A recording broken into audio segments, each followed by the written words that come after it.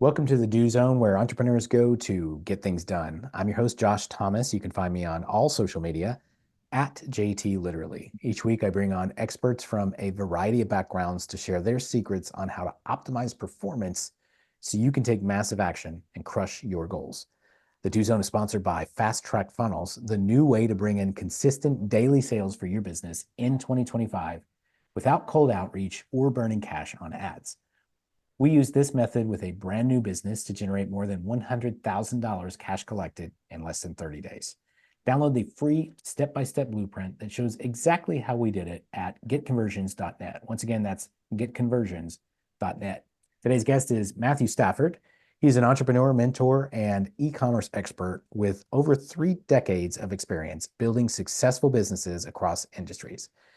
As the CEO and managing partner of Build, Grow, Scale, he's helped countless e-commerce brands scale to 7 and 8 figures while hosting industry-leading events and speaking on global stages about optimization and growth strategies. Matthew, welcome to the Do Zone. Tell us something you believe is the key to getting stuff done that most people wouldn't think of. Yeah, I would say it's the quality of the question that you ask yourself, because the questions that you ask determine the focus or what you're paying attention to. So I think if you ask a broad question, you tend to get a broad answer or surface level stuff. So typically, I feel like you need to drill down and go question in and then question in and continue to ask that why. I think it's 7 times that you'd ask why to get to the root cause. And that typically will create a lot more determination to actually take action on the thing that you were working on. The quality of the question that you're asking. I've asked for the best insights about productivity, and we've recorded mm, dang near 300 episodes at this point, and I think that's a new one. I've heard a lot of variations of similar topics and ideas, but the quality of the question that you're asking is not one that I think we've explored very much. And it's kind of like if you ask a simple question, you're going to get a simple answer. If you ask a deep question, well, you may get a deep answer. You might get a simple answer, but you have a better opportunity of getting more insight if you're asking a higher value question. So, what are the questions that we really should be asking in order to figure out what step is next? Well, I think if it's around being productive, what does productivity mean? Or what does it look like to you? Because productive to you could be totally different than to me. Some people are much better at ideating and thinking, and they get paid for that. Other people are much better at, building frameworks and those different things. So I really think that maybe the reason why it would be difficult is if you're trying to come up with a cookie cutter question, or why you wouldn't get the same results if you're using a cookie cutter question instead of actually drilling down into the specific use case of what you're dealing with. Hmm. Yeah, well said. And it's sometimes like any if you need to cut something, you need a knife. But if you need to cut a rope, you need a certain kind of knife. If you need to cut a tomato, you need a different kind of knife. I Yeah. guess any knife will do the job, sort of, but you're going to execute better if you have the right tool. Yeah, and I'm not saying I always get it right either. But in the framework of this question or this topic, I definitely believe being more specific about the ideal outcome. In fact, even just with all the stuff that we're playing around with AI and learning to do, understanding not necessarily to ask the question that will give you the steps to do the thing, but giving it the ultimate goal that you want to achieve and let it reverse engineer it, a lot of times will give you a much better path to being productive in what you're trying to accomplish rather than trying to light the steps up as you go. And that's it really dovetails nicely into one of the things that you really focus on, which is data-driven decision making. You have to ask the right question because you need to reveal the data you need in order to make a better decision. So let's talk a little bit about that. How do we leverage analytics and testing to start improving some of our processes and building business, specifically with respect to conversion and customer retention? Yeah, so data is agnostic. You can look, the data doesn't care. A lot of times people even ask us, well, what products do you focus on? And honestly, we say the product doesn't matter. It's the data. And so learning how to dissect that data and then, like you said, ask the questions, or reverse engineer why someone would make a decision, or even trying to ask the question, what's the conversation going on in their head at this point or on this page, and being able to answer that. We call it the right information at the right time.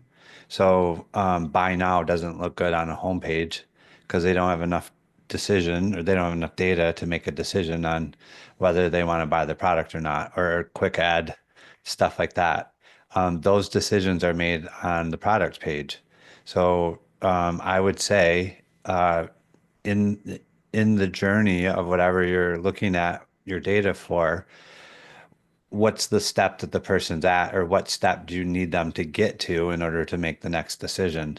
So, one way that we would put this into a use case on the homepage is designed to say, hey, do I trust this site? And then two, easy navigation to what they're looking for.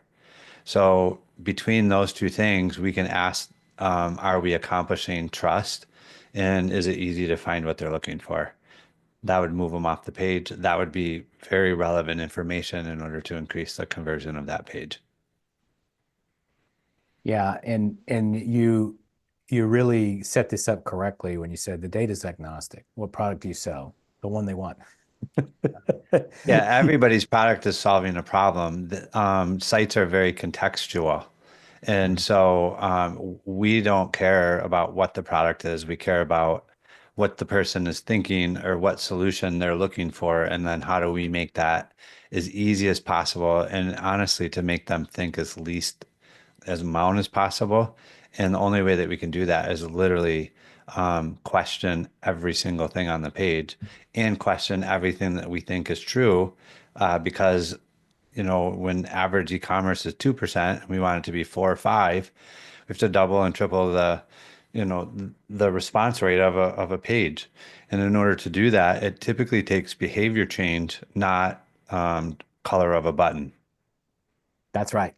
Yeah, the color of the button is like the last thing that you are Yeah. testing. You need to test the big idea, the angle, the offer, the problem that you're solving, all Yeah. of these other things because The they make the text on the color of the button button. matters way more than the color.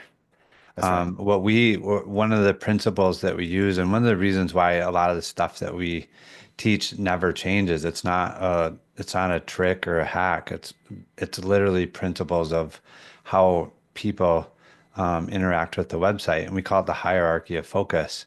And so we've tested all the button colors, and the button color doesn't matter. What matters is that the button stands out from everything else on the page so that it's very obvious that that's the next most important action.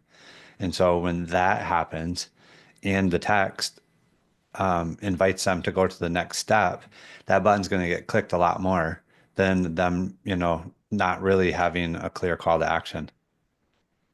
Yeah. Yeah. And there's a nuance to this that kind of going back to the high level a little bit is if you want to sell something like what's the best product to sell, it's not necessarily the product that, hey, give the market what it wants, but that's one layer. But the ultimate layer would be give the market what it says it wants. And that's what you're really talking about here with testing, conversion angles.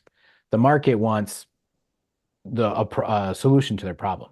But what do they say they want? Because they may look at the problem in a different way. they may perceive that they have a totally different problem than the one you know they actually have. But you got to Yeah. give them what they say they want, and they'll Yeah. tell you what they want through the actions that they take or that they don't take. Yeah. And again, helping them figure that out and make them think like they are the ones that told you is even better. And the best way, we just say like the site should be Homer Simpson simple. Clarity trumps persuasion.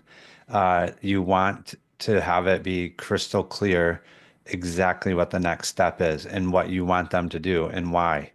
And another example, and I'll just give everybody this as a conversion tip for their sites, where everybody else asks for email and phone number, if you give them a reason why you're asking for that, typically you'll get about double the response or form field errors. You'll reduce it by double. And so what we say is email required for order confirmation. And by saying that, the email order confirmation email is open 85% of the time. They're going to give you their best email. They want to see that they ordered something right, especially if they're getting ready to spend money. And then Mhm. under phone, we put phone required for shipping notification. Everybody wants to know when their item ships. And so Mhm. for those two reasons, giving them that, our abandoned recoveries go up because we're getting their best email. Our marketing is more valuable. SMS recovery is way up because that's the number one source for revenue on the e-commerce site. And it's all because of the psychology of they want that, they want those notifications. And so they don't see them as you just saying, hey, give me your email and phone number so I can spam you. Exactly. Makes sense. And so it's funny you mentioned that. There was a study.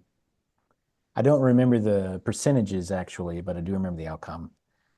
And the study done was there were like three groups of people. There was a long line to get into this sporting event, and they sent three groups of people to cut the line.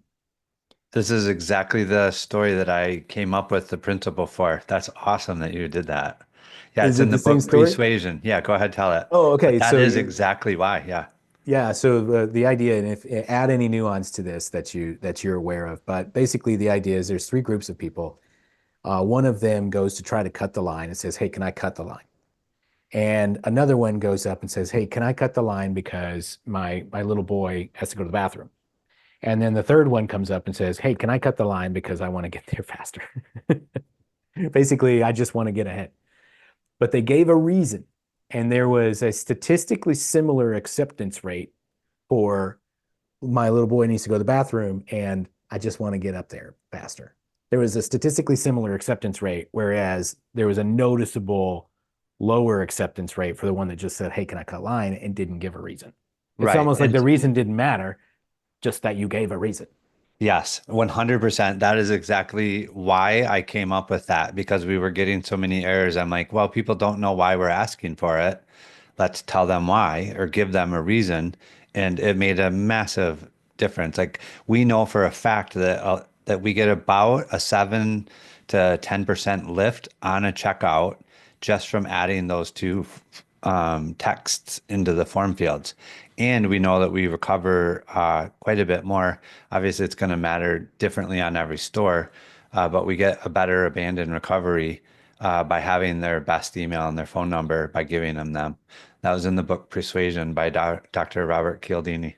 Thank you. I couldn't remember where it came Yeah, from. it's So a really good, it's really funny that you're the first person, and I've told people that we've been doing it now for about 6 or 7 years, and nobody else has ever come up with that story, but that is the exact story. I think it's 20% of people would let them when there was no reason, and 80% of people let them with a reason. So it literally 4x'd the regardless of the results. reason. Yeah, and it didn't matter what the reason was. Yeah, fascinating stuff. So excellent. I love that. So tell us, Matthew, who do you serve? How can they get a hold of you? Yeah, anybody that is selling a physical product or collecting leads online, we help with the UX, UI, the customer journey, in order to increase your conversions. I always tell people, and it's kind of our claim to fame, traffic's not your problem.